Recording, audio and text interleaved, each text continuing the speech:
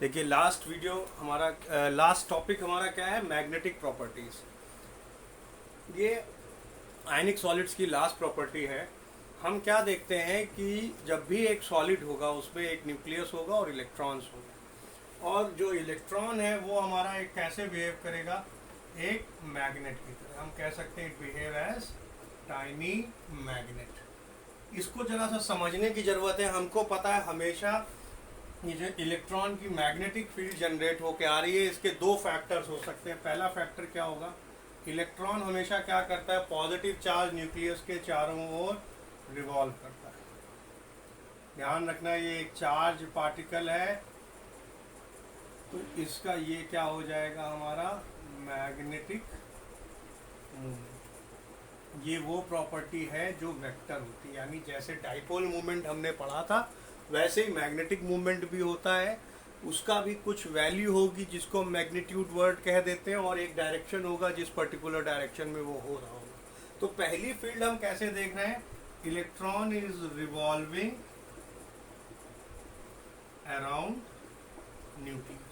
इसके अलावा क्या करता है, इलेक्ट्रॉन अपनी एक्सिस पे भी रिवॉल्व करता रहता है, वो भी एक मैग्नेटिक फील्ड जनरेट करेगा।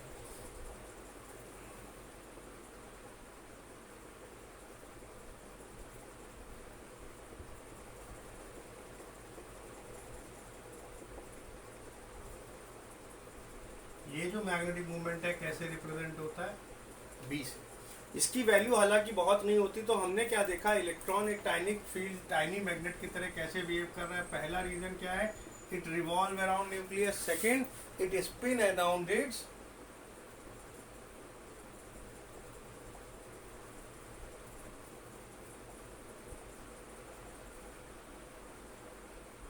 ओन एक्सिस, अपनी एक्सिस पे भी रिवॉल्व करता है। हालांकि हम अगर बात करें तो हमने क्या देखा कि हर इलेक्ट्रॉन की एक परमानेंट स्पिन है। Electron has a permanent spin, और उसका अपना एक मैग्नेटिक मूवमेंट होगा। बहुत ज़्यादा वैल्यू उसकी निकल के नहीं आएगी। अगर मैग्नेटिक मूवमेंट की बात करें तो इलेक्ट्रॉन का कितना आता है, 9.27 इंटू 10⁻⁻24 एम्पियर मीटर स्क्वायर। इसको हम क्या कह देते हैं, बोर्स मैग्नेट्रॉन, या बीएम से भी हम इसको सिग्निफाई करते हैं। ठीक है, तो एक जनरल एक इंफॉर्मेटिव चीज़ है जो हमारे मैग्नेटिक प्रॉपर्टी के जनरेशन के बारे में बताती है। इसके बेसिस पे हम देखें तो हमारे 5 तरीके के एलिमेंट हो सकते हैं जो ये 5 प्रॉपर्टी शो करते हैं। पहली कौन सी है, पैरामैग्नेटिज्म। दूसरी कौन सी है, डायामैग्नेटिज्म। और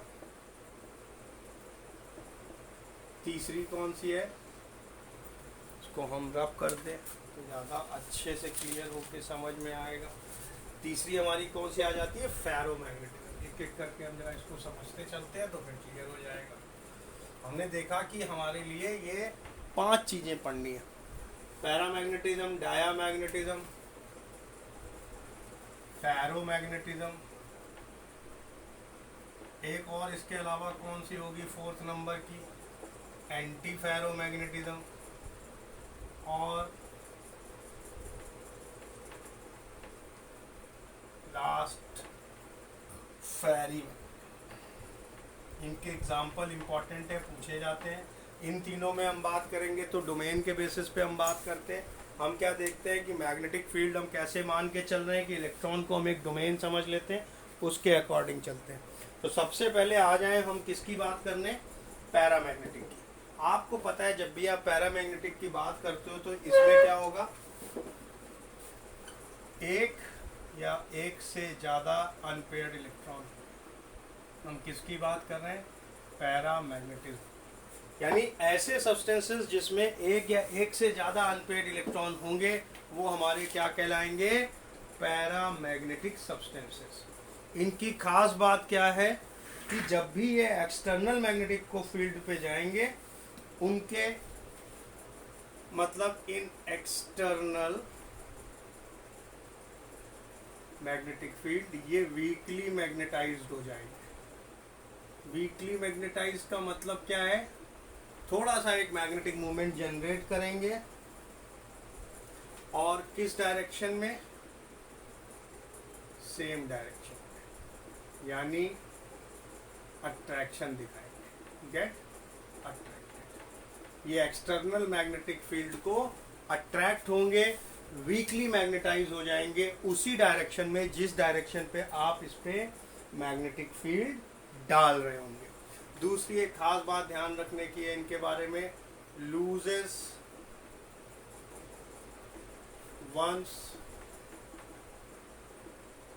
एक्सटर्नल, मैग्नेटिक प्रॉपर्टी खत्म कर देंगे जब हमारी एक्सटर्नल मैग्नेटिक फील्ड रिमूव हो जाए। इसके एग्जांपल हमारे क्या है, O2 है, Fe3+ है, इसके अलावा Cu2+, Cr3+,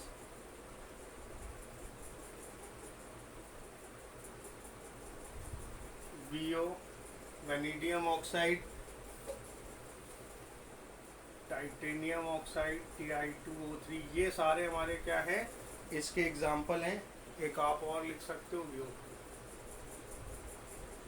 ये कब दिखाएंगे, पैरामैग्नेटिक सब्सटेंसेस जिसमें हमारे एक या एक से ज़्यादा अनपेयर्ड इलेक्ट्रॉन होंगे। दूसरा अब हमारा किसका एग्जाम्पल आता है, डायामैग्नेटिक। इसमें हमें पता है खास बात, there will be no unpaired electron. तो उसका इम्पैक्ट क्या होगा, मैग्नेटिक मूवमेंट क्या हो जाएगा, गेट कैंसिल्ड। कैसे कैंसिल्ड होता है, एक इलेक्ट्रॉन अगर हम सपोज करो बात कर रहे हैं p ऑर्बिटल में ही है, तो उसमें कैसे इलेक्ट्रॉन हम भरते थे, सपोज ये हमारा चौथा है तो ये तीसरा है, तो ये हमारा क्या होगा, चौथा होगा, ये पांचवा होगा, ये हमारा छठा होगा। अब इसका डायरेक्शन देखो, इस डायरेक्शन पे जा रहा है, ये कैसा जा रहा है, इस डायरेक्शन पे, तो टोटल मैग्नेटिक मूवमेंट क्या हो गया, 0। तो हम क्या देखते हैं, magnetic movement of one electron is being cancelled by other. ये भी कैसे होंगे, वीकली मैग्नेटाइज्ड होंगे। कब, एक्सटर्नल मैग्नेटिक फील्ड। ये बात ध्यान रखना, they are weakly magnetised in external magnetic field in opposite direction.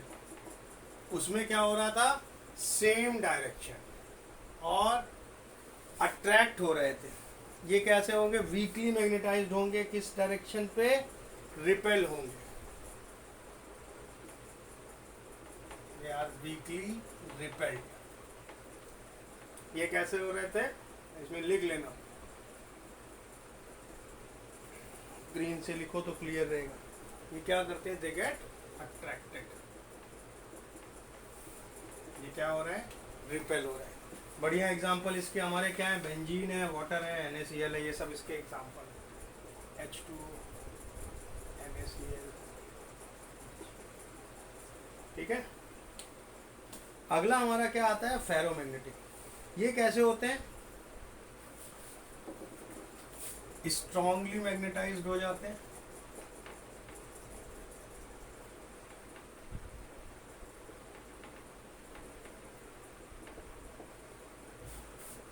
And permanent magnet बन जाते हैं। यानी एक बार फील्ड हटा भी दी तो भी हम क्या देखेंगे, उनके अंदर मैग्नेटिक पावर है। और इसमें हम क्या देखेंगे, जो भी इलेक्ट्रॉन है वो ग्रुप्ड हो जाते हैं इन अ रीजन। वो जो रीजन है वो क्या कहलाएगा, डोमेन। और अब यहाँ पे क्योंकि अब हम पेयर्ड अनपेयर्ड इलेक्ट्रॉन की बात नहीं करते, ये जो डोमेन्स हैं, this will function as magnet.